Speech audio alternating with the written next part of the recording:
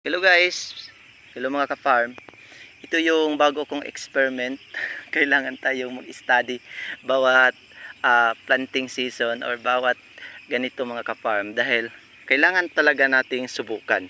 Hindi naman lahat ng farmer katulad ko na puro mga experiment, puro man na lang mga eksperimento ang kailangan.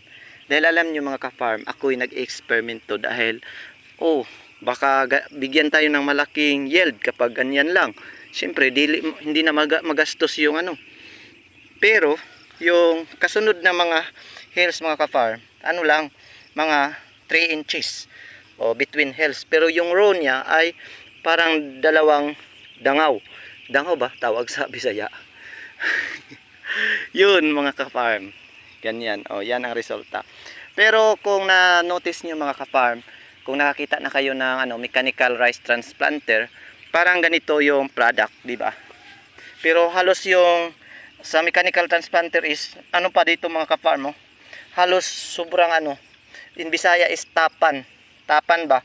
Tapos yung row niya ay mas malapad pa kaysa ginawa ko nito. Manual lang 'to mga ka-farm, ako lang ang nagtanim nito lahat. Ano lang ito, isa kakahon ba? Dahil ako ang nagtanim nito, nagtapos nito mga ka-farm dahil nakulangan yung similya ko or seeds sa paputok sa hybrid. So itong isang kahon ba ang tawag dito sa amin, ay ako talaga ang tumapos nito. Yan, ito, makikita nyo, di ba? Yan, at saka ipakita ko at palagi ko kayong i-update nito mga ka-farm kung ano talaga ang resulta nito. Ito, at saka bilangin ko talaga kung ilang tillers ang pwede niya maibigay. Tapos, at ito ba ay, dahil ito mga ka-farm ay malapad naman to, kung mawawala ba ito kapag magbo-bloom na tong palay. So, i-update ko kayo, lalo na yung nagpapalay dyan. So, baka ito pwede. Baka sabihin yung mga ka-farm na magastos to ng hindi.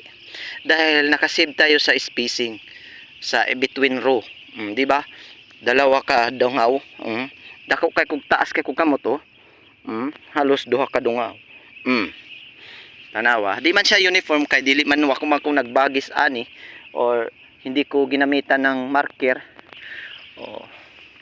Pero makikita nyo talaga na mas malapad talaga yung between row. Di ba? Kikita nyo naman mga ka-farm. Pero itong malapad talaga ay dyan talaga ako dadaan. Yan ang tawag na linsa sa amin. Yun lang mga ka-farm. Thank you so much, lalo na yung nagpapalay dyan. Kailangan mag-experiment tayo mga ka-farm.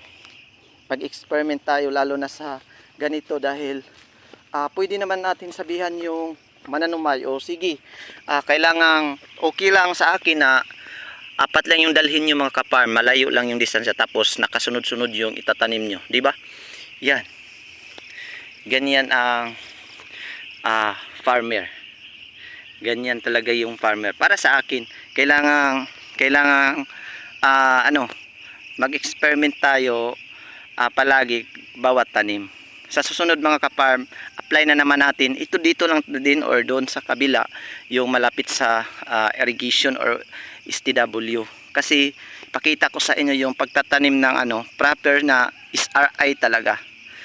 Kasi yung SRI is one lang talaga, parang dapog method yung pamamaraan, tapos isang lang talaga sa isang tawag diyan, tisok. That's it mga ka-farm, kasi parang alas 6 na. Yan. Thank you so much for watching. Bye and keep safe everyone. Bye bye. Love you all guys. Happy farming and good night.